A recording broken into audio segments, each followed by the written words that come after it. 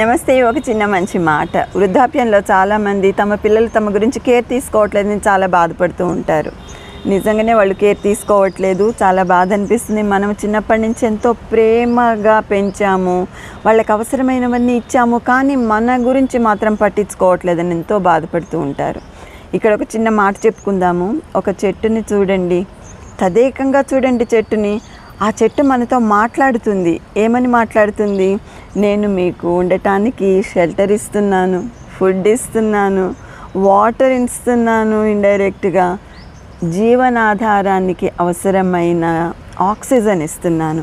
నేను ఏం పాపం చేశాను, నన్ను మీరు నాశనం చేస్తున్నారు, చెట్లనన్నీ కొట్టేస్తున్నారు, మేము మీకు ఏమి అపకారము చేశాము అని ప్రశ్నిస్తున్నట్టుగా ఉంటుంది.